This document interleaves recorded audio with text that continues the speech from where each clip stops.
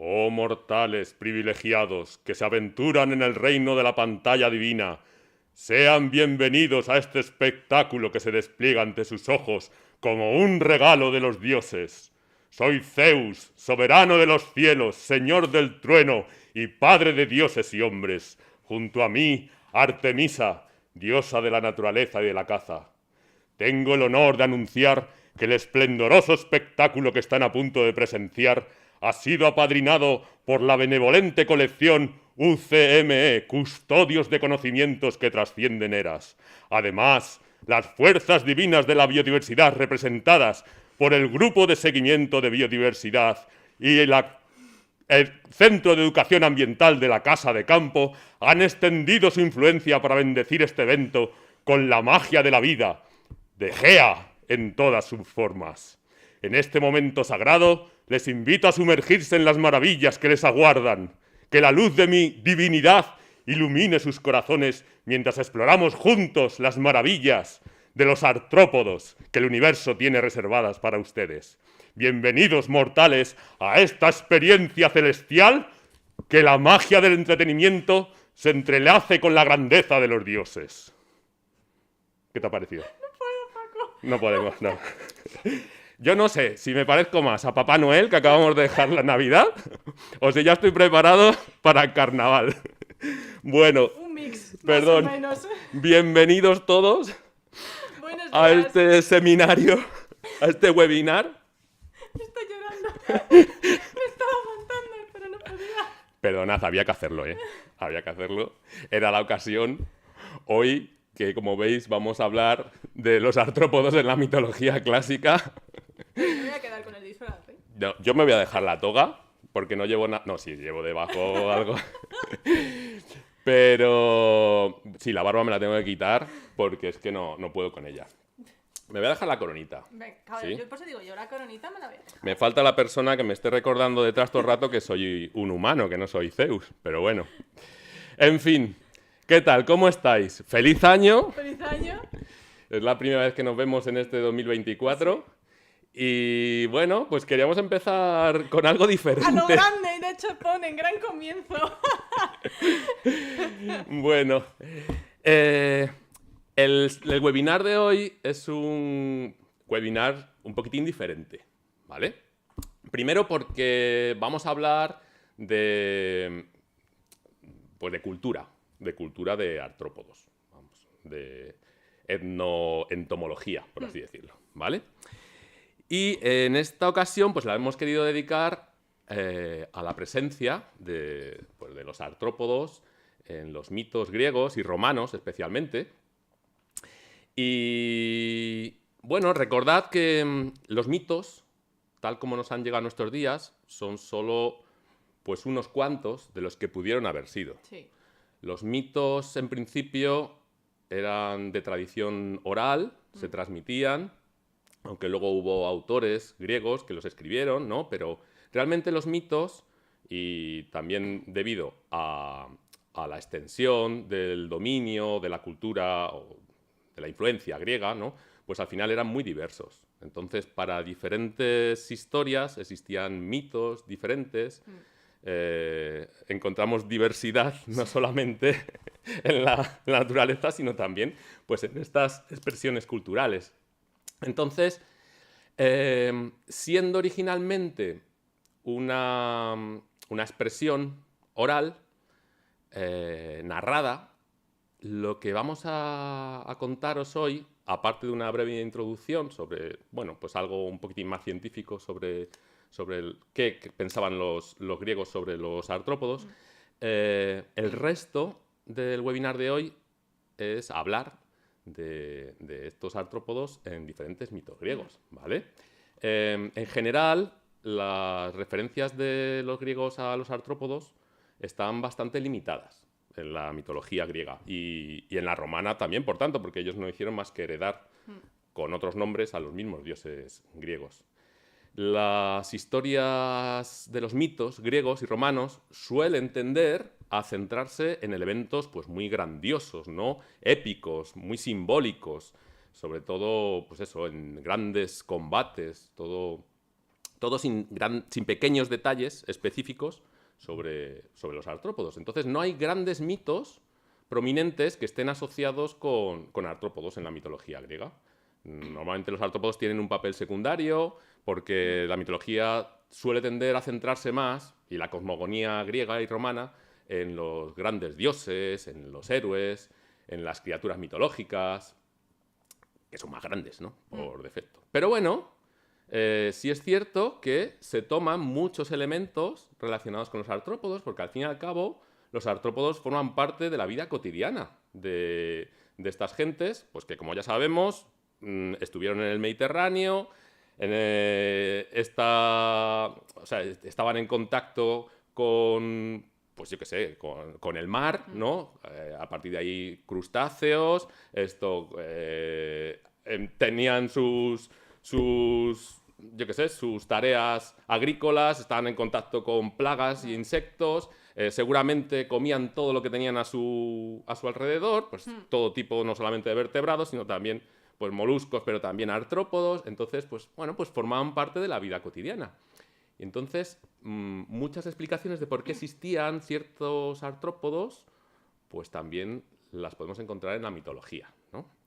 Como consecuencia de las grandes historias de estos mitos griegos. Bueno, pues sin más, bueno, esto es lo que os tenía que haber contado con esto puesto, básicamente, pues para introduciros un poco con respecto al papel de los artrópodos en la mitología clásica, griega y romana. Y digamos que, como digo, el contacto de los griegos con los artrópodos, pues no es, no sé, no tiene grandes hitos, por así decirlo. No, o muy pocos, hay muy pocos. Claro, exacto. Realmente pues son un elemento más de la naturaleza en la que viven, ¿no? Y de la cual se pueden aprovechar. Aristóteles, esto ya lo hemos nombrado en algún otro webinar, es el primero, según una tradición, porque a lo mejor, bueno, Aristóteles es consecuencia de todos sus maestros anteriores también, ¿no? Pero Aristóteles es el primero que escribe sobre lo que él llama la escala de la naturaleza, ¿vale? La escala de la naturaleza, que además es un concepto que nos ha llegado a nuestros días. Por ejemplo, ¿recordáis que en algún momento, seguramente, habéis oído hablar de animales inferiores y animales superiores, ¿no? Bueno, pues esto es algo que hemos arrastrado nosotros por herencia griega y de todas las culturas que han venido detrás, ¿no? Y es que así lo entendía Aristóteles. Aristóteles, por poner un orden en la naturaleza, él sugería que la naturaleza iba a saltos cuantitativos, ¿vale? O sea, reales, en los cuales, pues en cada peldaño existían niveles de organización diferentes y cada vez más complejos, hasta llegar, como veis aquí, hasta llegar al ser humano, ¿no? Entonces, por debajo del ser humano pues estaban los vertebrados, y por debajo de los vertebrados los invertebrados, por debajo las plantas, por debajo los seres inertes, etc., ¿no? Como que la naturaleza había tendido a complejizarse cada vez más hasta llegar al ser humano, que era lo más parecido a las divinidades. Claro, ir ascendiendo hacia arriba, ¿no? Claro. Como hacia el Olimpo. Claro, yo iba a decir, digo, hacia el Olimpo, a lo grande. Hay que pensar a lo grande siempre. Bueno, el caso es que Aristóteles hace una primera división entre animales que los llama enaima y anaima. Entonces, los enaima son los que tienen sangre, los vertebrados, como todos conocemos. Y los anaima son los sin sangre, según Aristóteles, ¿no? Que realmente, bueno, ya sabemos, ya os hemos contado en alguna otra ocasión que el resto de animales no tienen a lo mejor el mismo tipo de sangre, ¿no? Pero tienen otros componentes y tienen sistemas circulatorios que son muy similares a los de los vertebrados, ¿no? Y llamamos así sistemas circulatorios, ¿no? Y bueno, dentro de los anaima, estos sin sangre, pues están los artrópodos. Y luego también Aristóteles hacía, dentro de los organismos que actualmente consideramos como artrópodos, pues dos tipos de diferenciaciones. Los fríos húmedos y los fríos secos. Los fríos húmedos serían algo más avanzados que los fríos secos. Los fríos húmedos es lo que él llamaba crustáceos. Quizá los veían como más avanzados, pues porque tenían más rendimiento. Vamos, se los comían, ¿no? Básicamente. Mientras que los fríos secos, pues eran larvas, insectos, arácnidos, miriápodos, ¿vale? Por debajo de estos ya venían el resto de invertebrados. Así que esto quizá es la única alusión de una forma directa a los artrópodos que recibimos de los griegos. El resto es cuento. Sí. Y a eso vamos. Entonces, como os decía al principio, como estas tradiciones eran habitualmente narradas de boca en boca, y de ahí que eran como el teléfono estropeado, que se iban cambiando, iban surgiendo diferentes mitologías. Iban añadiendo cosas, como para quitando. más magnificarlo. Oye, eran las titánides. Ah, no, que eran las no sé qué. Ah, pues lo que mezclaban todo. Sí, o sea, vais a ver que muchas de las historias que os contamos ahora, si las buscáis en internet, a lo mejor te dicen, no, no era esto, sino que era un tal, o no era exactamente este personaje, sino... Entonces sí que es verdad que, bueno, pueden todo tener ciertas Claro, hay versiones. versiones. Entonces, ¿cuál es la verdadera? Todas y ninguna. Eso te iba a decir, Porque digo. es como los cuentos que nos contaban a nosotros de pequeños, ¿no? Yo creo que a la Caperucita Roja no lo sabemos ninguno de la misma manera. Entonces, pues los mitos griegos pasa lo mismo. Quizá han tenido mayor preponderancia los que han quedado por escrito, ¿no? Las grandes gestas. Sí, Pero hay muchos otros. sí. El caso es que vamos a empezar por algún mito y lo vamos a narrar. Vamos a narrarlo como si fuera un cuento. Este es un webinario que si queréis os lo podéis poner en el coche y escucharlo. Como un podcast. Para dormir también. Con nuestras voces Melodiosas. os vais a quedar fritos. Bueno, el caso es que nosotros vamos a ir proyectando imágenes de estos mitos de diferentes artistas que a lo largo de la historia del hombre pues han ido representando esos mitos griegos, ¿no? Como herencia de ese periodo clásico dorado. Y al mismo tiempo pues vamos a narrar esas historias. Pues empezamos. Sí. Y vamos a comenzar con el mito de Aracne, ¿vale? O cómo surgieron las arañas. Pues había una vez, en la antigua Grecia, en la hermosa ciudad de Atenas, una joven talentosa llamada Aracne. Desde temprana edad, Aracne mostró un don único para tejer y bordar, creando obras de arte con sus hábiles manos. Su fama como tejedora se extendió por toda la región, llegando incluso a oídos de la diosa Atenea, la diosa de la sabiduría y las artes. Atenea, al escuchar acerca de la habilidad de Aracne, sintió una mezcla de curiosidad y orgullo y decidió aparecer ante la joven tejedora disfrazada de anciana para poner a prueba su talento y al mismo tiempo brindarle una lección. «Joven Aracne», dijo Atenea con voz suave, «tus habilidades son asombrosas, pero no debes olvidar que las artes deben ser honradas y respetadas. Atribuye tu talento a las diosas y da gracias por la inspiración que te han proporcionado». Aracne, desafiante y segura de sí misma, respondió: «Anciana, yo no necesito atribuir mi talento a ninguna diosa. Mi habilidad es fruto de mi propio esfuerzo y destreza». Atenea, revelando su verdadera identidad, decidió poner a prueba la arrogancia de Aracne. Ambas acordaron enfrentarse en un desafío de tejidos para demostrar quién era la mejor. Las dos tejedoras se sentaron frente a sus telares y durante días hilos de oro y de plata danzaron entre sus dedos. Aracne tenía una escena que mostraba a los dioses siendo ridiculizados, mientras que Atenea creaba una obra que honraba la grandeza de los olímpicos. Cuando ambas obras estuvieron completas, Atenea observó la creación de Aracne y vio la falta de respeto en sus hilos, y llena de ira y de decepción, decidió castigar a la joven tejedora. Atenea tocó el telar de Aracne y la transformó en una araña, condenándola a tejer eternamente su tela. Así, Aracne se convirtió en la madre de todas las arañas, continuando su labor tejedora para siempre. La historia de Aracne y de Atenea nos enseña la importancia de la humildad y el respeto hacia las deidades que nos han brindado dones y talentos. Y también nos recuerda que la arrogancia puede llevar a consecuencias inesperadas y que es sabio reconocer la influencia divina en nuestras habilidades. ¿Qué os ha parecido? Te encanta. ¿Veis? Los hemos ido mezclando con algunas imágenes. Es curioso, por ejemplo, por comentar una cosa rápida del cuadro anterior. Es un cuadro de Velázquez. Fijaos que la de la izquierda, la que está con la rueca, es Atenea disfrazada de vieja. Pero fijaos que aunque parece que es una vieja, La viejecita, la pierna es totalmente de joven, está realmente oculta, mientras que Aracne es la que está sentada al otro lado. ¿Vale? Bueno, pues espero que os haya gustado. Aquí en este mito hemos metido a Atenea. Pero en el mito siguiente vamos a meter otros 2 dioses. Que yo Quizá creo- menores, pero yo creo menores, pero yo creo que muy al han final- tenido mucha fama Sí. porque son la representación del amor, realmente. Sí, de Entonces, hecho, lo bueno, digo ya al sabéis final. que es un tema muy clásico. Y encima ahora que se acerca San Valentín, Bueno. te falta poco, entonces, pues bueno.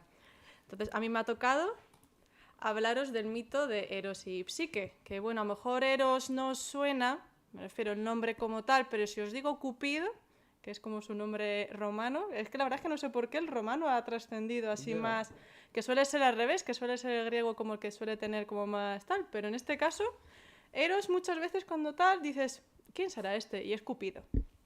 Entonces, pues os voy a contar, ¿vale? la leyenda de Eros y Psique, ¿vale? Entonces, yo os voy dando pistas de alusión a qué artrópodo se podría vincular, ¿no? Esta leyenda, poquito a poco. Entonces, comienza así. Cuenta la leyenda que hace mucho tiempo existió un rey y una reina que tenían 3 hijas. Las 3 eran hermosas, pero la menor, Psique, era de una belleza deslumbrante. Su esplendor era tal que la gente en la tierra comenzó a adorarla como si fuera una diosa, eclipsando incluso a la diosa del amor y la belleza, Afrodita. La envidia a Afrodita creció hasta el punto de volverse insoportable. Incapaz de soportar que una mortal recibiera tanta adoración, la diosa decidió vengarse. Llamó a su hijo Eros, el dios del amor, y le ordenó que hiciera que Psique se enamorara del ser más vil y despreciable de toda la creación. Sin embargo, cuando Eros vio a Psique, quedó cautivado por su belleza y decidió no seguir las órdenes de su madre. Por su parte, la belleza no había traído a Psique felicidad alguna. Los hombres la idolatraban de 1000 maneras, pero ninguno osaba acercarse ni pedir su mano. Los preocupados padres consultaron al oráculo de Apolo para determinar qué le depararía el destino a su hija. Lejos de encontrar consuelo, el oráculo predijo que Psique se casaría en la cumbre de la montaña con un monstruo de otro mundo. Psique aceptó amargamente su destino y, obedeciendo al oráculo, sus padres la llevaron hasta la cima de la montaña, seguidos por una larga procesión donde la abandonaron en llanto para enfrentarse a una muerte segura. Así la encontró Céfiro, el viento del oeste, quien la elevó por sobre las montañas hasta depositarla en un valle colmado de flores. Al despertar, Psique se internó en el bosque siguiendo el sonido del agua. Lo que encontró fue un hermoso palacio de indescriptible lujo y belleza, y voces susurrando que el palacio la pertenecía y que todos estaban allí para servirla. Al atardecer, Psique sintió una presencia a su lado. Era el esposo de quien había hablado el oráculo. No le parecía tan monstruoso como temía. Su voz era suave y amable, y le hacía sentirse muy bien estando a su lado, pero en ningún momento mostró su rostro, y le advirtió a Psique que, si lo veía, le perdería para siempre. Así fueron las cosas a lo largo de las siguientes semanas. Durante el día, Psique permanecía sola en palacio y por la noche su marido se reunía con ella y eran muy felices. Pero un día Psique sintió añoranza de su familia y rogó a su esposo que le dejara ir a visitarlos. Tras muchas súplicas y pese a advertirle de todos los peligros que corría por su partida, su marido accedió y pidió a Céfiro que la llevase a la cumbre de la montaña donde la habían abandonado. Desde allí Psique caminó hasta su casa. Todos la recibieron con gran alegría, pero sus hermanas, devoradas por la envidia de verla tan feliz, sembraron en su corazón las semillas de la sospecha, diciéndole que su esposo debía ser un horrible monstruo para esconderse así de ella. La criticaron tanto que una noche Psique, a pesar de su promesa, se levantó de la cama que compartía con su esposo, con disimulo encendió una lámpara y la sostuvo encima del misterioso rostro. En vez de un espantoso monstruo, contempló al joven más hermoso del mundo, Eros, con su arco y sus flechas a los pies de la cama. Emocionada por el descubrimiento, le tembló la mano que sostenía la lámpara, dejando caer una gota de aceite sobre el hombro desnudo de su amado. Al sentirse abrasado, Eros despertó y, cumpliendo su amenaza, huyó en el acto para no volver jamás. El palacio desapareció también, y la pobre Psique se encontró en la roca solitaria otra vez, en una espantosa soledad. Desde entonces vagó por el mundo en busca de su perdido amor, perseguida por la ira de Afrodita que seguía indignada ante tanta belleza.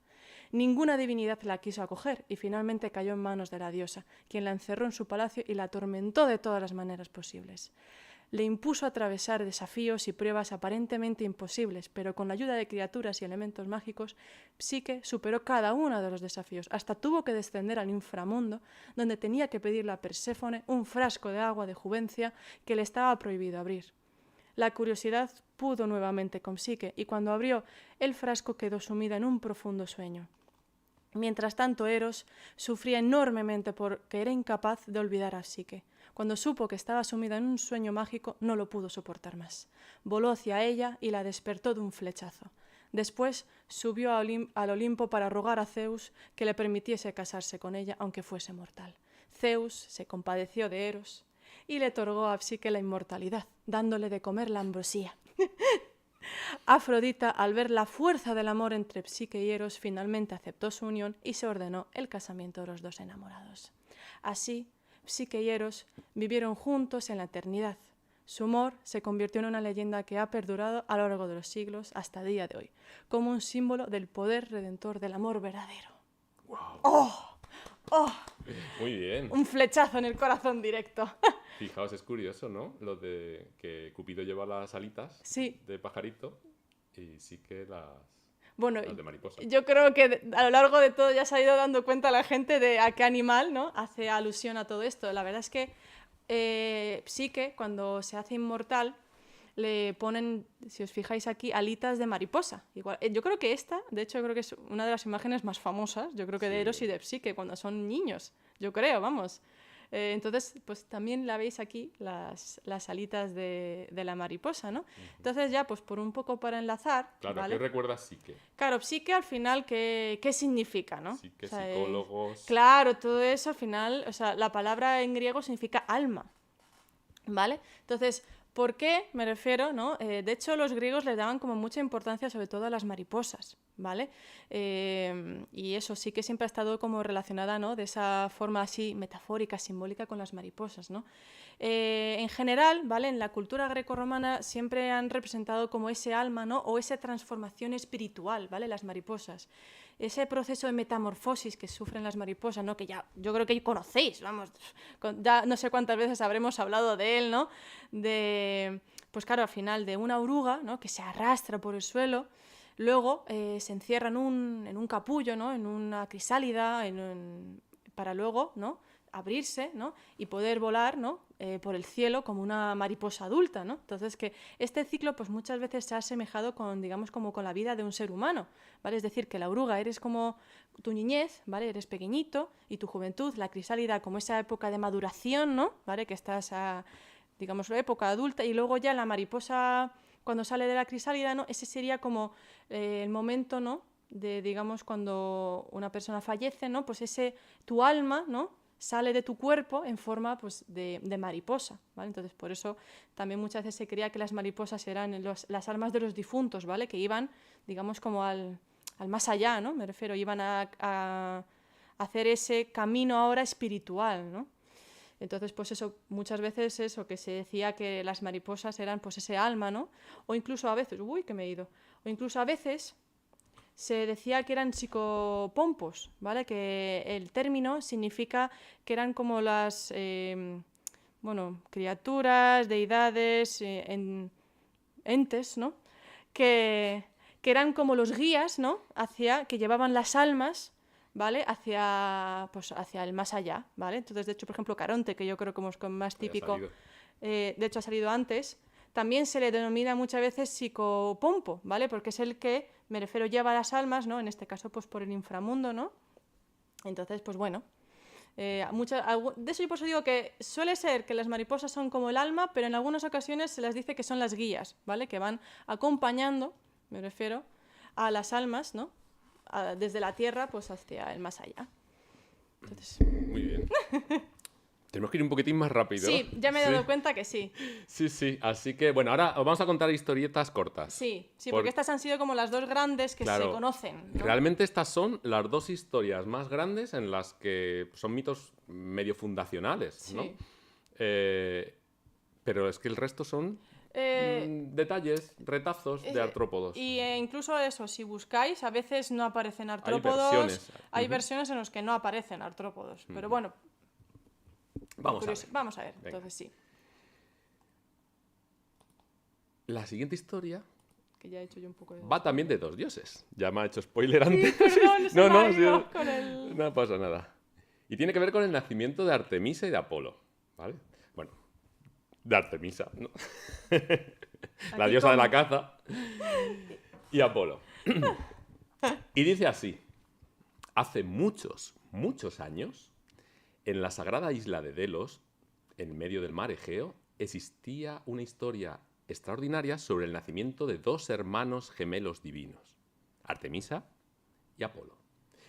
Todo comenzó con la trágica historia de Leto, o Latona, como la queráis llamar, una diosa enamorada de Zeus, el rey de los dioses. Ya sabéis que Zeus, pues, no era ¿La tenéis muy... presente? Bueno. Era la esposa celosa de Zeus al enterarse de la relación que tenían entre él y Leto, pues la persiguió y la maldijo para que no pudiera encontrar un lugar tranquilo para dar a luz a los hijos que esperaba. Desesperada y a punto de dar a luz, Leto bajó por la tierra buscando un refugio, pero todas las tierras temían la ira de Hera y nadie quería cogerla, todos se negaban. Finalmente, la isla de Delos, compadecida por la situación de Leto, se ofreció como un santuario seguro donde Leto pues, podría dar a luz. En Delos, Leto se aferró a una palmera, con dolor y esfuerzo dio a luz a sus gemelos, una niña primero llamada Artemisa, y un niño después, al que también ayudó Artemisa a nacer, llamado Apolo. Apenas nacieron, los dos niños ya emanaban una divina luz dorada que llenó la isla de un resplandor celestial.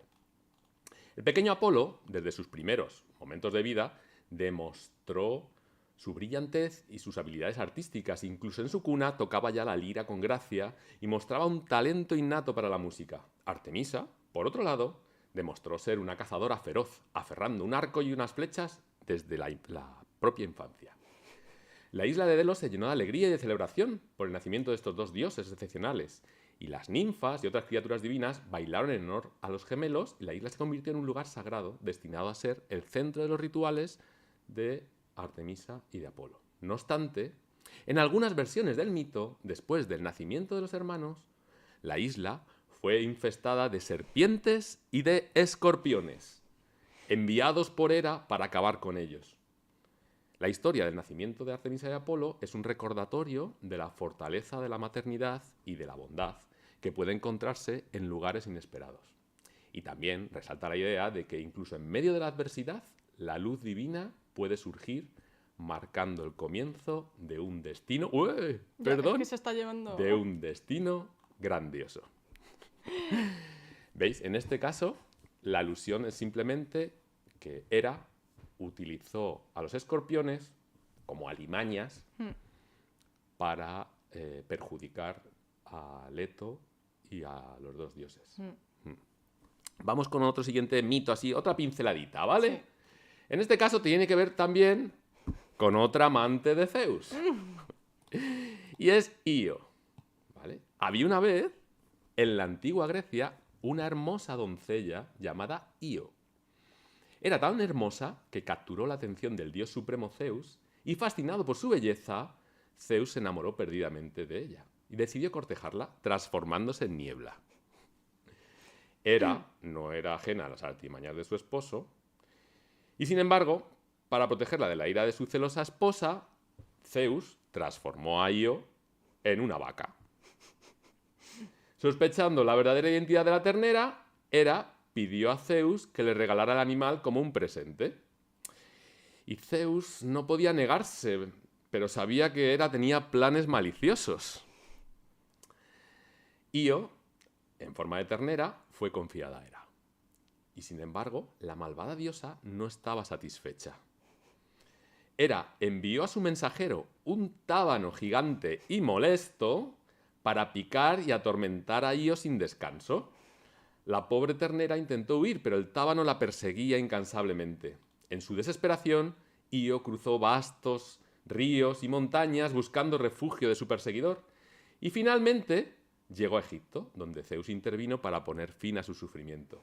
Devolvió a Io a su forma humana, la liberó de este tábano y agradecida por su liberación, Io honró a Zeus en Egipto, convirtiéndose en una sacerdotisa de su culto. Su historia, sin embargo, dejó una marca en la memoria de los griegos y el mito del tábano e Io se convirtió en una lección sobre las consecuencias de la pasión descontrolada y la venganza. Y así concluye este cuento. Una historia de amor, celos y la transformación de una hermosa doncella en un ser vulnerable perseguido por un insecto persistente. ¿Qué tal? ¿Qué os ha parecido? Lo mejor de todo es que siempre pagan el pato las amantes de Zeus. amantes de Zeus. Zeus Sí. nunca, pero las amantes pobrecitas mías. Pues vamos con una tercera amante. Vamos con una tercera amante de Zeus. Ay. En esta ocasión, la amante es Metis. Y la historia va de Atenea, del nacimiento de Atenea en principio. Bueno, sabemos, seguramente habéis oído, la historia, el mito más tradicional de Atenea es que ella nació de la cabeza de Zeus, ¿no? Ujú. O sea, Zeus, como ahora contaré, se traga a Metis y entonces da a luz Zeus abriéndosele la cabeza y saliendo a Atenea. Este es un mito griego, yo creo que es el más popular Sí. del nacimiento de Atenea. Sí. Pero por influencia egipcia, ya sabéis que los griegos marcaron también mucho el norte de África, ¿no? Con su cultura, pues surgen pues otra serie de mitos, como este de Atenea y el escarabajo, que dice así. Hace mucho tiempo, en el Olimpo, el hogar de los dioses griegos, se gestaba un evento celestial que cambiaría el curso de la mitología. Zeus se enteró de una profecía que le advertía sobre el nacimiento de un hijo que superaría su propio poder. Temeroso de este destino, Zeus ideó un plan astuto. La diosa Metis, una titánide y la madre de este hijo destinado a superar a Zeus, ya estaba embarazada. Y decidido a evitar que el niño viera la luz, Zeus persuadió a Metis para que se transformara en diversas formas. Primero, ella se convirtió en un lago y Zeus la siguió. Luego, Metis se transformó en una mosca, pero el dios la atrapó. Finalmente, Metis adoptó la forma de un escarabajo. Este insecto resplandecía con colores vibrantes y despedía una luz divina. Y mientras Zeus lo observaba, un pensamiento astuto cruzó su mente. Aprovechando la oportunidad, el dios cerró sus manos alrededor del escarabajo y lo aplastó. En ese momento, algo asombroso ocurrió. De la pulpa del escarabajo surgió una luminosa y sabia diosa, completamente armada. Era Atenea, la diosa de la sabiduría y de la estrategia militar. Su nacimiento fue único, ya que emergió completamente adulta y lista para asumir su papel en el Olimpo. Atenea, la diosa nacida del destello de un escarabajo, se convirtió en una de las deidades más respetadas. Zeus, al darse cuenta de la importancia de su hija, le confió el escudo, símbolo de su autoridad. Y Atenea destacó como la protectora de Atenas y se convirtió en un faro de sabiduría para los mortales y los dioses por igual. Esta historia nos enseña que incluso en los momentos más inesperados y aparentemente insignificantes, la grandeza puede surgir. La conexión entre Atenea y el escarabajo resalta la importancia de la astucia y de la sabiduría en la mitología griega. ¿Veis? En este caso, claro, el contagio con la cultura egipcia era precisamente con el escarabajo, símbolo del renacimiento, símbolo también de la fortaleza, y por esta razón, claro, Atenea surgió ya con toda la armadura puesta, ¿no? Como si fuera el escarabajo. Muy bien. Bueno, vamos a dejar las amantes de Zeus por un lado, ¿vale? Por un momento, y vamos a ir... hemos hablado antes de Artemisa y de Apolo. Bueno, pues vamos a hablar, nada, una pinceladita solo, ¿vale? De Foebus. Foebus es una faceta de Apolo. Ya sabéis que Apolo es el dios de las artes y de la música, de la poesía, de la belleza, de la luz, ¿no? Y en esta faceta de Febo, o Foebus, que significa radiante, pues se utiliza normalmente para referirse a Apolo cuando encarna un aspecto solar y lumínico. Por ejemplo, aquí veis, la figura original era de Fidias, le llamaban Apolo Parnopio o Apolo Phoebus, es lo mismo. Se presupone que era de este estilo, dorada, ¿vale? Aunque, bueno, hasta nuestra era, ¿no? Pues han llegado estatuas de este tipo, ¿no? Ya sin recubrimiento de oro, ¿no? Y muchas veces se encuentra vinculado con Helios, que es el dios del sol, pero sobre todo este aspecto de Apolo estaba relacionado con las plagas. También se le llamaba Esminteus. Esmintus es rata. Pero también Parnopio, como veis aquí, Apolo Parnopio, porque Parnos es la forma de decir saltamontes, ¿no? O cigarras. Sabéis que muchas veces las plagas, ¿no?, de cigarras o de saltamontes, pues asolaban toda la poca cosecha que pudieran tener, ¿no?, los pueblos griegos, ¿no? Esto sucedía cada cierto tiempo, ¿no?, cada varios años, de forma recurrente. Bueno, pues al final pues lo introdujeron también en sus mitos. Entonces adoraban a Apolo Parnopio, puesto que era el destructor de las ratas y de las langostas, y tenía también a su cargo el pastoreo. Y también a veces se le llamaba Apolo Miagros, porque era el cazador de las moscas. ¿Veis? En la representación de este Apolo se le representaba pues con un arco y unas flechas para cazar esas plagas. Y en la mano derecha, igual que en la historia que os hemos contado hace un momento de Zeus y el escarabajo, ¿no?, pues está agarrando, si nos fijamos, está agarrando... Bueno, no se veía muy bien, así que... Lo hemos agrandado. Sí. Está agarrando realmente un saltamontes para aplastarlo, ¿vale? Bueno, vamos con otra historia. Ahora vamos con una serie de mitos muy famosos en la mitología griega. Bueno, sí, más o menos. ¿Quién es el héroe más famoso de la mitología griega? Vamos a ver. Tiene esta peli de Disney. Y hasta serie, ¿no? De todo. Bueno, sí. Hasta serie, había una serie. Sí, sí, sí. Tan, tan, ta, ta, tan, tan. Bueno. A ver, yo creo que ya más o menos, bueno, aquí la verdad es que, bueno, a lo mejor este no es tan conocido. Vamos a hablar, bueno, Hércules, me refiero, o Heracles, o bueno, en fin. En uno de sus, bueno, se conocen ahí todas sus hazañas, tal, y bueno, yo creo que lo de los 12 trabajos que tuvo que hacer Hércules, yo creo que también es como muy, muy conocido, ¿no? A ver, lo que sí, yo no sé si alguno, pues, dirá, no, yo no recuerdo ninguna historia con artrópodos o tal. Sí que es verdad que en ningún momento, digamos, como que luche, ¿no? O tenga que, digamos...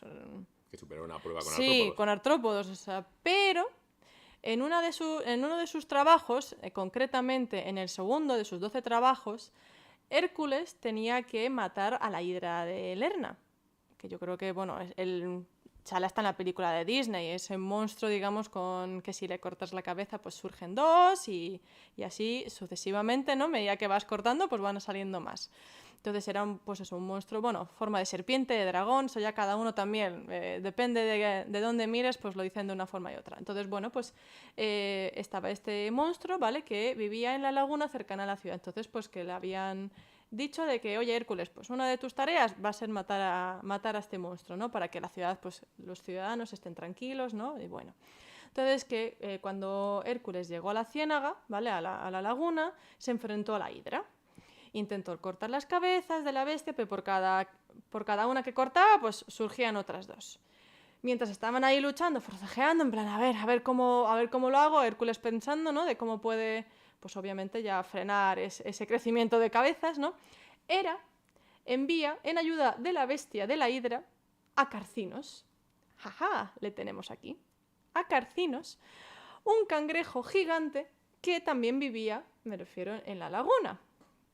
El cangrejo, digamos, pues un poco para ayudar a su amigo monstruo, ¿no?, empezó a atacar con las pinzas las piernas, me refiero, de Hércules, que se ve aquí la pincita, muy bien, de hecho. Digamos, para distraerle y que a ver así, me refiero, pues la hidra pudiese matar a Hércules. No obstante, Hércules se enfadó, pero vamos, enfurecido, lo aplastó con su talón y mucho más no hizo, básicamente. O sea, el pobre cangrejo, la verdad es que su tarea, para lo poco que tenía, mucho no Fue consiguió. muy anticlimático. Sí, la verdad es que Le dio un pisotón y adiós. le dio un pisotón, lo aplastó y se murió el pobre cangrejo. O sea, no hay mucho más que contar.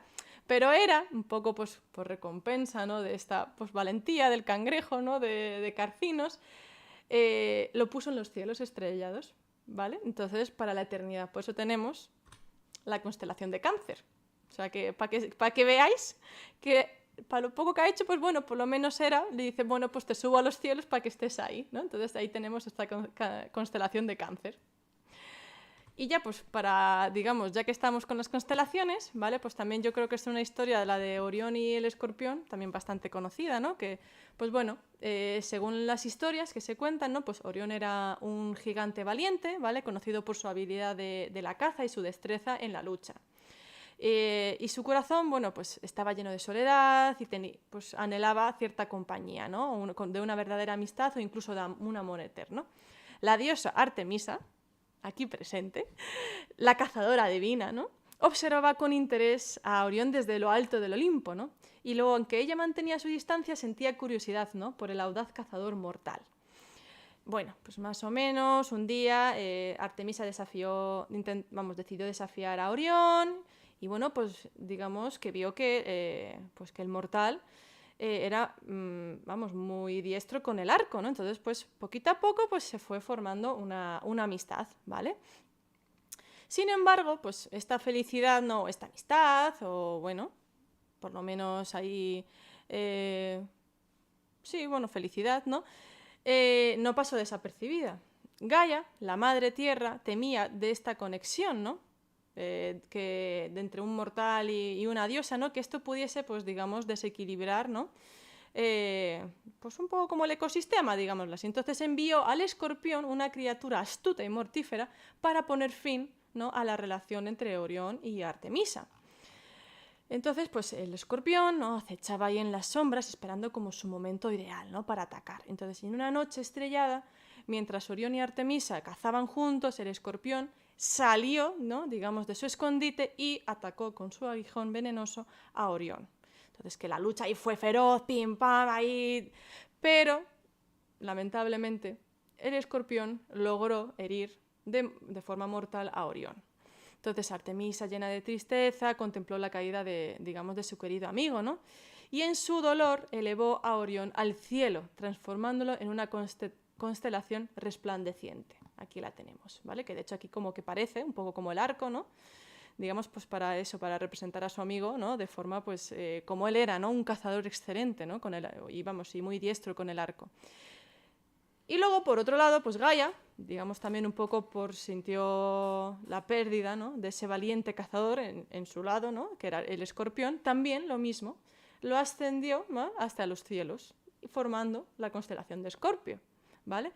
Pero algo curioso es que estaban separados, claro, porque imaginaros, o sea, al final, si están los dos en el cielo, digamos como que podrían, digamos, como estar ahí enfrentados, ¿no? Pero lo curioso es que los dos están en los cielos, pero en extremos opuestos, eternamente perseguidos y perseguidores, ¿no? Cuando Orión se pone en el oriente, en el horizonte oriental, sí, el escorpión se oculta en el occidente y viceversa. Entonces, la trágica historia de amor y destino entre Orión y el escorpión se ha contado a lo largo de los siglos, ¿no?, recordando a todos que incluso en el cielo el amor puede florecer entre las estrellas, pero la tragedia también puede teñir la inmensidad del cosmos.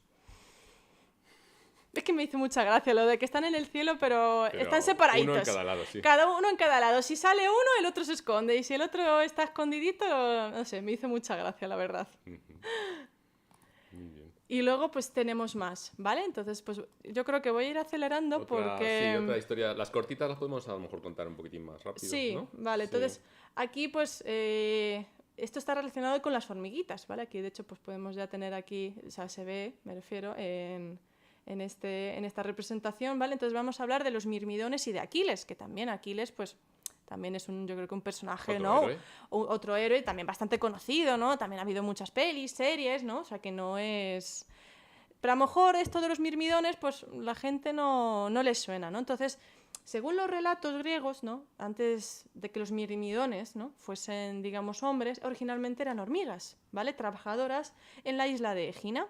Entonces, que esta isla, ¿vale? Me refiero, llevaba el nombre de la hija... Bueno, vamos a volver un poco con las amantes de Zeus, lo siento mucho. Zeus sedujo a la hija del dios del río Asopo, ¿vale? Me refiero. Y bautizó esta isla en su honor. ¿Qué pasa? Pues lo mismo, en un ataque de celos, envió una plaga para acabar con todos los habitantes de esta isla. Salvo, me refiero, el único superviviente fue Éaco, el rey de la isla, ¿vale? Y sus hijos Peleo y Telamón. Entonces, claro que Éaco suplicó, me refiero, aquí le podéis ver, ¿no? A Éaco suplicando a Zeus que por favor que repoblase otra vez su isla, ¿no? Y así poder tener gente a la que gobernar. Entonces, en una noche, Éaco soñó que veía una fila de hormigas en un árbol y que éstas se transformarían en seres humanos, ¿no? Y a la mañana siguiente, sorpresa de Éaco y sus hijos, fueron recibidos por un grupo de personas que afirmaban que Éaco era su gobernante. Entonces estos, me refiero, eran estas hormigas, ¿no? que poblaban la isla, y Zeus transformó en hombres. Entonces por eso, y los llamaron, ¿no? me refiero, como procedían de las hormigas, los llamaron los mirmidones. Entonces que esta gente era laboriosa, ahorrativa y tenaz en sus tareas, ¿no? Entonces por eso Éaco llamó a sus nuevos súbditos mirmidones, ¿no? en referencia a sus orígenes, ¿no? mirmicológicos, ¿no? De hecho, por eso muchas veces, las hormigas, el nombre científico son casi todo relacionado a Mirmex o mirmicología, o pues por eso, ¿no? Me refiero, viene de aquí. Y pues bueno, dicen los relatos, ¿no? que uno de los hijos, ¿no? de Éaco, que era Telamón, tuvo un hijo que era Aquiles. Y pues parte de, digamos, como de la gente de la isla, ¿no? se fue con Aquiles, que eran los mirmidones, ¿no? se fueron a la guerra, me refiero, a través del Egeo, y pues conquistaron 12 ciudades, ¿no? y empezaron a ganar batallas durante 9 años de guerra. Entonces de ahí que se lo considera el guerrero más grande de la mitología griega, Aquiles, ¿no? y que junto con su ejército de mirmidones pues fueron ahí conquistando diferentes ciudades, ¿no? Así que pues bueno, oye, Sí, poquito a poco. La alusión a las hormigas y a los ejércitos Sí, porque al siempre final se hace, ¿no? son trabajadoras, ahí luchadoras, ahí todo el equipo, En ¿no? grupo, claro. Así que pues bueno. Y luego yo creo que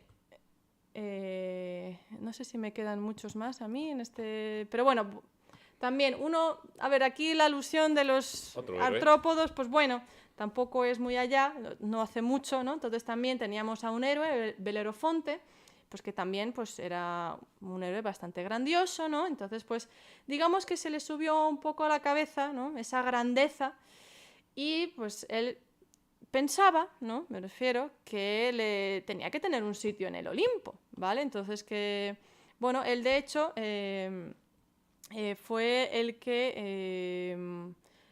que mató, espérate, yo no recuerdo ya, a la quimera. Fue el que se tuvo Ahí que... sale. De hecho, claro, es que digo, no lo recordaba, es verdad, que la quimera eran pues cabeza de león, de cabra y cola de serpiente, ¿no? Como esa fusión, ¿no? de diferentes criaturas en un mismo monstruo, ¿no?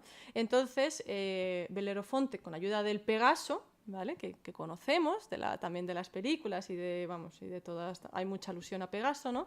Pues mató a la quimera. Entonces, después de este hecho, ¿no? de esta hazaña, pues él dijo, ya está, yo tengo que subir al Olimpo, yo me lo merezco, ¿no? Entonces, pues, claro, subido a los lomos de Pegaso, fue ascendiendo, pero dijo Zeus, esto no puede ser, o sea, un simple mortal que suba aquí al Olimpo y exigiendo un sitio, no. Pasará. De aquí, you should not pass. Entonces, pues, Zeus envió, ¿vale? a una pequeña mosca. ¿Y qué pasó? Picó a Pegaso. Entonces Pegaso, pues, digamos, después de ese, digamos, picotazo, ¿no? que recibió, pues se empezó a revolver. ¿Y qué pasó? Pues que Belerofonte se cayó, Entonces, al caerse, pues obviamente pues quedó totalmente malherido y ciego. Entonces, pues obviamente pues ya su ascenso al Olimpo pues quedó en un Frustrado. intento. Estoy totalmente frustrado. Pero bueno, pero Pegaso sí que subió y siguió ascendiendo y llegó también a los cielos, también y como una constelación, me refiero ya como la constelación de Pegaso. Uf, tenemos muchas historias y muy poco tiempo, ¿eh, Paco?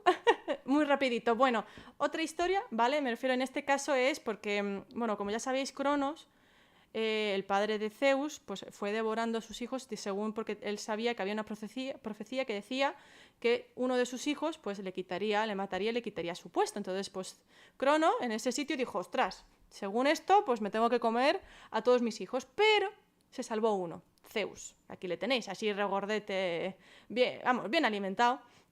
Entonces, claro, cuando nació Zeus le enviaron, me refiero a la Tierra, y entonces le cuidaron 3 hermanas, ¿vale? Entonces, y una de ellas era Melisa, que también, dependiendo de dónde mires, pues dicen que era una de ellas, tal. Pero bueno, en resumen, pues le criaron, ¿vale? Y Melisa, pues le proporcionaba, me refiero a través de las abejas, le proporcionaban miel. Entonces, pues Zeus nació fuerte, o sea, creció fuerte, ¿no? A través de miel y, bueno, y también la leche de la cabra, que también hay otra historia que, pues bueno, que hace alusión a eso, ¿no? Entonces, pues ya cuando nació, o sea, cuando creció ahí fuerte y sano, gracias a la miel que le proporcionaban las abejas y la leche, pues bueno, esos ya, pues pasaron otras historias, que eso, pues en otro momento.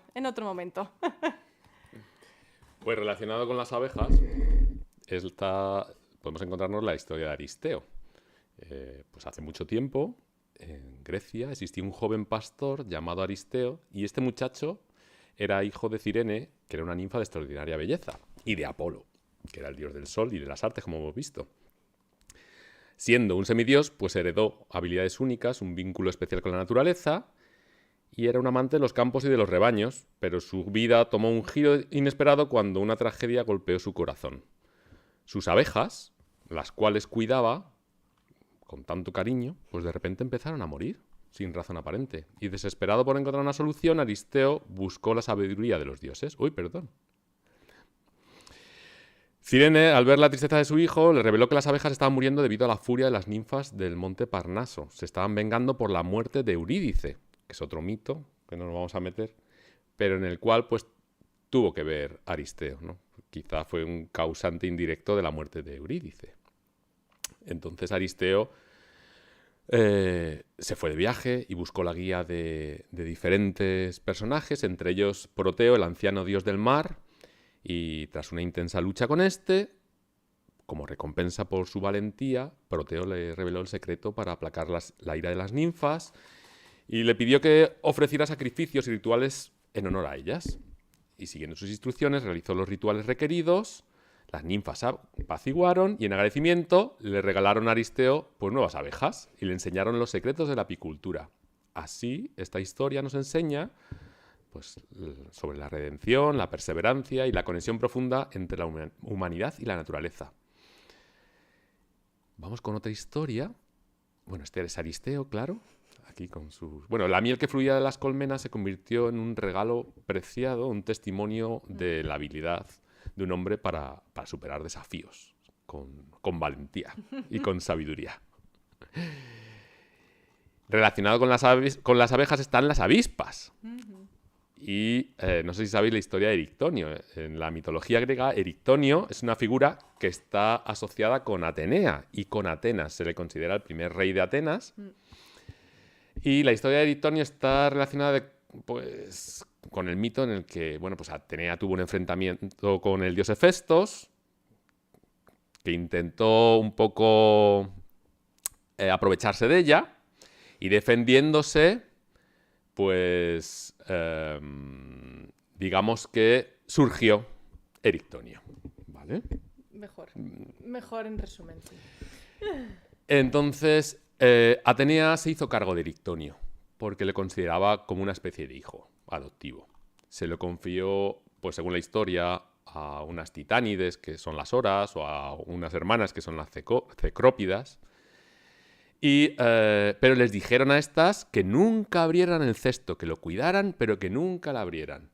Pero nada, como siempre suele pasar, como en el Eros y Psique, la curiosidad al final mató al gato. Y entonces, al abrirlo, descubrieron a Erictonio rodeado de avispas que le estaban protegiendo. Y entonces, Erictonio desde entonces fue a menudo representado con la compañía amistosa de las avispas. Y se interpreta esto como un símbolo de la protección divina. Erictonio llegaría más tarde a ser el rey de Atenas y un rey sabio y respetado. Un poco maltrecho, por lo visto. Pero bueno, pero salió. Porque creo que se les cayó el cesto cuando salieron las avispas. Pero bueno, un rey sabio, ante todo. Fijaos que de leyendas o mitos como estos han surgido cuentos como Barba Azul, La Bella y la Bestia, ¿no? Sí. Siempre el tema de la curiosidad que te... Sí, como que no es bueno... No es bueno ser curioso, ¿no? No, es mejor no... Cuando quizás es todo lo contrario. Lo que pasa es que, bueno, en pueblos en los que se encuentran en fases de supervivencia todavía, pues claro, esto es muy importante. No cometer cosas en contra de lo establecido porque puede ser muy perjudicial para la comunidad, ¿no? Bueno, fijaos ahora en esta mujer. Es una diosa. Es Anfítrite o Anfítrita. Esta es una de las Nereidas y era la mujer del dios Poseidón, el dios del mar. Por acortar un poco la historia, pues Anfítrite es comúnmente representada como una figura hermosa, como veis ahí, asociada con el mar. Y aunque aquí no aparece, y no he encontrado ninguna referencia, aparece con frecuencia representada junto a elementos marinos, ¿vale? Siempre aparecen pinzas de cangrejos, redes, ¿vale? Pero parece ser que los cangrejos estaban bastante asociados a Anfítrite. Y una historia que sí a lo mejor me quiero entretener ligeramente un poquito más es la de Titonus.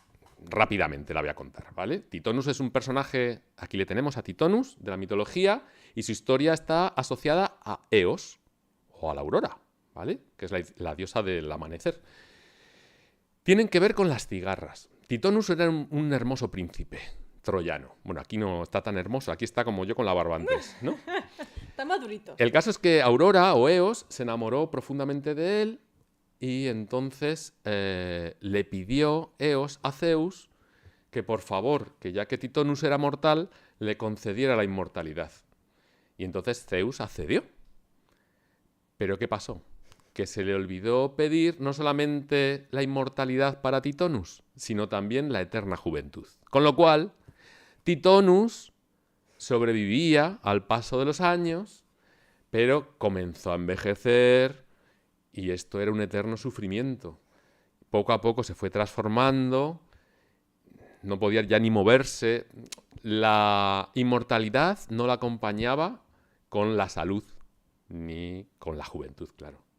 Y poco a poco se fue marchitando, se fue quedando seco como una pasa, y por eso se suele asociar, no sé si habéis visto alguna vez esto, en los árboles, en los juncos, estos son exuvias, son los restos de los cambios de crecimiento de las chicharras, ¿vale? Bueno, pues por eso se le asocia a Titonus con estos insectos, con estas chicharras, ¿vale? La figura de la chicharra normalmente para los griegos es un fuerte vínculo con su tierra y su sonido, ¿no? Ya sabéis, pues normalmente lo asociaban los griegos al paisaje y eso para ellos era una imagen idílica, ¿no? Por ejemplo, Ulises recordaba el sonido de las chicharras de su tierra cuando estaba de vuelta, ¿no? Buscando su patria, ¿no? Bueno, Platón decía que las musas transformaban en cigarras a los poetas, que se olvidaban de comer y de cantar y al final se quedaban así marchitos. Y también se le relacionaba las chicharras con las llamadas sexuales, ¿no? Porque al fin y al cabo eso es una llamada de territorio. Lo que no hacían mucho los griegos era diferenciar entre lo que son las chicharras, que serían más parecidas a las chinches, de los saltamontes, que son otro grupo de insectos totalmente diferente. Entonces, cuando hablan de chicharras o cigarras, y eso seguramente lo recordaréis de un cuento que todos sabemos, no se sabe muy bien a qué se refieren, ¿no? Cigarra, chicharra, incluso en nuestro idioma está mezclado, porque ni siquiera los griegos hacían esa diferenciación, ¿vale? Venga, un mito rápido es el de Casandra y las mantis, ¿vale? Ya sabéis que hay un grupo de mantis que se llaman empusas. Bueno, pues Casandra fue una princesa de Troya y era conocida por su belleza, por su sabiduría y tenía el don de la profecía. Y la principal historia relacionada con Casandra y los artrópodos es que ella se enamoró de Apolo y Apolo le concedió ese don de la profecía, pero la castigó haciéndola, porque Apolo no quería nada con ella, ¿no? Y ella pues le perseguía, no paraba. Entonces Apolo la castigó haciendo que sus profecías fueran siempre verdaderas, pero que nadie la creyera. Y entonces se le transmitían esas profecías mediante unos seres sobrenaturales, unos monstruos en los que creían los griegos, que eran las empusas. Las empusas eran unos seres al estilo de demonios, con aspecto femenino, como vampiresas, sí, básicamente. Sí. Y se decía que, bueno, pues atraían a los hombres y mediante su atractivo físico, pues los engatusaban y los mataban. En algunos relatos, pues Casandra era perseguida por estas empusas y ese es el nombre que se le da a algunas de las mantis. En concreto esta, fijaos la posición, ¿no? De la empusa, de las mantis de este tipo, que pues se asemeja mucho a esto. Las mantis también se asocian a las profecías. De hecho, algunas sacerdotisas eran mantisas, ¿no? Y eso se ha transmitido a lo largo del tiempo. Ya sabéis que pues a las mantis se las suele llamar mantis religiosas, sí, oratorias, etcétera, ¿no? Sí, todo como muy relacionado. Que parece que están como orando. Bueno, pues tiene que ver con las profecías, donde la profecía de la adivinación. Y luego vamos a pasar, pues mira, ya... Esto sí, ya pinceladas rapidísimas, pero vamos. Porque ya tenemos aquí una criatura mitológica, ¿no? De hecho, las empusas también pues, son criaturas mitológicas, me refiero. Entonces vamos a ver algunos ejemplos. A ver, no hay muchos en los que, digamos, haya, digamos, relación con artrópodos. De hecho, vais a ver que casi las tres que voy a pasar, por ejemplo, Campe, era una criatura mitológica, un híbrido, ¿no? Un monstruo híbrido, tenía pues pies de serpientes, tenía también garras por brazos, en el cuello también le salían diferentes cabezas de animales, digamos, como salvajes, como leones, jabalíes, panteras, la cabeza también, y lo interesante es que de la espalda le salía un aguijón, ¿no? Venenoso, con el que obviamente mataba a sus presas, y ella era la primera guardiana, o de las primeras guardianas, ¿no? que puso Cronos, me refiero, para vigilar el Tártaro, ¿vale? O sea, que el Tártaro era, digamos, como la cárcel, ¿no? Así, por así decirlo, en el inframundo, donde pues estaban los cíclopes y los hecatónquiros. Los dioses más primitivos. Claro, los dioses más primitivos. Entonces, pues bueno, por simplemente comentaros eso, que era la guardiana, ¿vale? Me refiero del Tártaro, ¿no? Y bueno, lo interesante es ese aguijón, ¿no? Pues aquí tenéis un escorpión, el símil, ¿no? Luego, pues también la mantícora, que yo creo que también pues, es conocido, ¿no? También que era una bestia que estaba pues, en los bosques, zonas montañosas, y pues que algún despistado viajero pues se lo comían, ¿no? Entonces, bueno, no sé si habéis visto la película también de Pixar, de Onward, que sale una mantícora en este caso, pero bueno, me ha hecho gracia también. Y lo mismo, ¿veis? Son bestias que suelen ser también quimeras, ¿no? Que son fusiones, cabeza de león, cuerpo de león, alas, bueno, aquí le ponen como de más de murciélago, en algunas pone que son alas de pájaro, pero ese aguijón, pues el típico aguijón de escorpión, ¿no? También tenemos la escolopendra. No hay mucha información de las escolopendras, sino que simplemente eran criaturas marinas, ¿no? Gigantes, ahí como muy, pues, digamos como el dolor de muelas de los marineros, ¿no? Que les tenían mucho miedo, y eso, que tenían como esas pinzas, ¿no? Muchas, ¿no? Patas, pues como la escolopendra, ¿no? Y en forma de cangrejo. O sea, la verdad es que aquí han hecho... escolopendras terrestres, realmente. Sí, han hecho aquí un poco de mix, han puesto un poco mix, pero bueno, en fin... un monstruo marino. Yo creo que este está un poco más ya actual y han hecho ahí un poco de mezcla porque no hay mucha información. Simplemente dicen que era un monstruo marino, que tenía muchas patas y encima tenía pinzas. Entonces, pues bueno, eso ya horrible. De Caribdis también decían eso. De Caribdis, monstruo, sí, que es tenía que alguna parte es que de hecho artrópodo. hay mucha mezcla con los temas de los monstruos marinos. Hay vamos, yo he estado intentando ahí un poco discernir lo que es una cosa y otra, pero tienen todo mezclado también, o sea que... Y luego pues también esfinge, que es también como muy conocida, ¿no? Yo creo que las esfinges, en algunos casos, no he podido encontrar, tenían cabezas de insecto o alas de insecto, pero de verdad que no he sido capaz. Y bueno, un poco pues para recordar quién era la esfinge, que pues era un monstruo que estaba en la ciudad de Tebas, ¿no? Bueno, digamos como antes de la ciudad de Tebas y tenías que adivinar su acertijo para poder pasar y si no lo adivinabas, pues te comía. Pero claro, llegó Edipo y pues resolvió su acertijo, entonces ella como, ¡ay! He perdido, pues se tiró, me refiero, por el acantilado donde estaba y murió, ¿no? Y bueno, pues yo era que quería un poco, pues por hacer una alusión, que hay un grupo de polillas que se llaman los esfíngidos, ¿vale? Pues de hecho está la esfinge colibrí, esta creo que era la esfinge morada, le llamaban, bueno, para que veáis que al final, pues cierta parte de, digamos, de como esa mitología sigue persistiendo a día de hoy, ¿no? Y pues muchas veces, incluso pues, los científicos pues les querían, digamos, como honrar, ¿no? En entomología Y en pasa mucho. entomología pasa, y sobre todo en mariposas pasa mucho. Sí, que muchos nombres de género, de especies, son nombres griegos. Son nombres griegos y muchos se refieren a dioses y diosas de la mitología. Entonces, pues bueno, pues quería, pues para que veáis, ¿no? Que, oye, sigue habiendo... Nos sigue intrigando, ¿no? La mitología. Y Pues ya por último... Ya hemos acabado, pero antes de irnos queríamos ofreceros un cuento. Un cuento que ya... Un cuento que tiene que ir... que tiene que ir rapidísimo. Pero seguramente ya lo habéis escuchado todos. Y se llama La cigarra y la hormiga, de Esopo. Esopo era un fabulista antiguo. Y existen muchas versiones, pero bueno, aquí va una.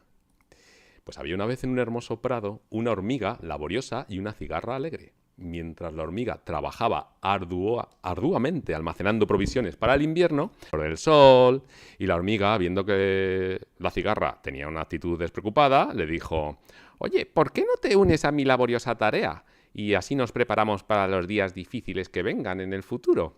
Y la cigarra, sin embargo, respondió con desdén: «Prefiero disfrutar del verano, el invierno está muy lejos». La hormiga, siendo previsora y sabia, pues continuó su trabajo. Ay, pobrecita, mira, cómo la... Y no prestó mucha atención a las palabras de la cigarra.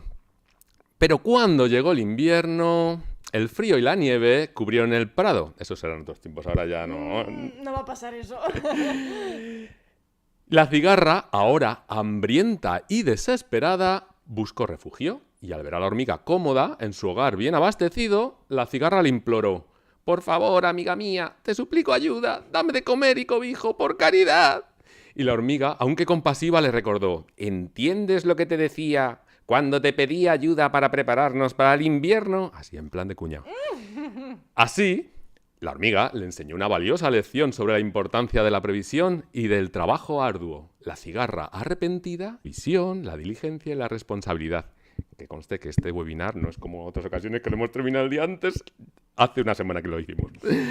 Hemos asumido, ¿no? Hemos aprendido. Sí, hemos aprendido. Hemos aprendido. Era objetivo de 2024. Y dicho esto, pues hemos acabado. Creo que ya, a ver. Sí, no hay más. Bien. Perdonad, nos hemos extendido, pero es que... Es que había mucho y mira que hemos ido acortando muchas cosas. Hemos cortado, nos podéis imaginar, ¿eh? Pero más que nada, como veis, son detalles. No son historias trascendentales en las que los artrópodos forman parte como protagonistas. No, son detallitos. Bueno, vamos a ver vuestros mensajes. Bueno, a ver si no os habéis puesto muy verdes. A ver, me encantan vuestros disfraces. Bueno, gracias. De hecho, a mí se me está cayendo la toga, pero bueno, en fin, ya tengo un calor. Habéis perdido toda vuestra credibilidad. Ya, bueno. Pero hemos mostrado toda nuestra vulnerabilidad. Bueno, en fin. ¿Había alguna que otra cosita ahí? Buenos días a todas las personas. Bueno, a ver. Qué interesante saber cómo entendía y explicar el mundo los clásicos. Bien. Bueno, muchas gracias a todos. Bueno, Ana Olaya, Taquisfes, Andrés Álvarez, Rafa Mínguez, Belén. la Mesa Comunitaria Latina, Belén García. Bien. Nos preguntan, por ejemplo. Bueno, nos recomiendan un libro, el de Sí. Robert Graves de los mitos griegos. Sí, muchas gracias. Sí, la verdad es que le tenía en cuenta. Sí, muchas gracias, Rafa. Y- Mesa Comunitaria Latina. Un seminario muy bueno. ¿Cuál es el artrópodo más mencionado simbólico en la mitología? A ver, yo creo que. Pero esto es opinión mía, ¿eh? Creo que el que ha trascendido más han sido las mariposas. Sí. Pero el más presente en los mitos, yo creo que ha sido artrópodos tipo mosca, abeja, avispa, o sea, tipo así bicho con alas que estorba. Yo creo que es lo que más ha trascendido. Por ejemplo, las moscas salen en muchas historias, moscas o tábanos. Sí. Abejas también salen en 2 o Sí, 3. de hecho bastante, ¿eh? Sí. De hecho había otro de Hera y Zeus, de la boda. O sea que las abejas también, parece que no, pero yo creo que por su labor de, digamos, de trabajadoras, la miel, como que también era un producto de los dioses. Claro. También, La ¿eh? hidromiel, ¿no? La hidromiel. No, Bueno. pero sí, ¿eh? Muy bien. ¿Contaste? Se nos relaciona siempre las Sí, bueno, féminas con el amor, el físico, la belleza. Bueno, ya. pero no solamente esto, si es que pertenecemos a esta cultura. Entonces, Bueno. muchas de estas cosas las hemos arrastrado a lo Sí. largo de toda la Sí. historia, ¿no? Además de los escarabajos en el antiguo Egipto, que eran considerados como animales sagrados, ¿sabéis si se veneraban otros artrópodos en el mundo clásico? Sí. Pero esto es para otra historia que puede ser contada en otra Sí. ocasión, ¿no? Sí, sí, sí. ¿Qué os parece? ¿Os ha gustado este webinario? Si os ha gustado, pues bueno, os lo agradeceríamos que nos lo comunicarais, Sí. porque entonces a lo mejor pues podríamos hablar de, por ejemplo, de los artrópodos en otras mitologías. Sí, no, a ver, en la, En la egipcia egipcia, hay por mucho ejemplo. también alusión a los Sí. artrópodos. Bueno, solo escarabajos. Bueno, sí. Pero bueno, hay alguna cosilla más, sí. Pero también en la Pero está- mesoamericana, Sí, en la cultura Las culturas mesoamericana. mesoamericanas. Bueno, podemos verlo, ¿no? sí, Bueno, a ver. Los aránicos en África también son muy Sí, bueno, importantes. sí, eso es En verdad. Australia también. Bueno, podemos verlo. Si os interesa, podemos investigar sobre ello y os lo podemos O sea, yo contar. creo que sí que es verdad que aquí, sobre todo en la clásica de griegos, yo creo que es donde más hay alusiones, ¿no? Me refiero, pero bueno, oye. Ujú. Bueno, que ha sido divino. Muchas gracias. Bueno, pues lo dicho, no voy a terminar como he empezado. No me obliguéis, no me voy a poner la barba ni nada por el estilo. Pero sí os quiero agradecer, como al principio, que habéis estado allí, escuchando, ya sea en directo, ya sea en diferido, ya sea para dormir, ya sea como queráis, ¿vale? Que muchas gracias por estar de nuevo aquí. Comenzamos un nuevo año de seminarios y webinarios. Y bueno, estamos abiertos a vuestras peticiones, si queréis. Sí. Agradecemos, como siempre, por si no ha quedado claro al principio con mis palabras grandilocuentes, al Centro de Educación Ambiental de la Casa de Campo. Sí. Y a todos los que estéis aquí, por supuesto. Y nada, pues desde esta casa que es la Complutense, que es vuestra casa, que es pública, es una palabra greco-latina, como sabéis, que significa eso, universal, ¿no? ¿Y con Para Plutus? todos. ¿Con Plutus también?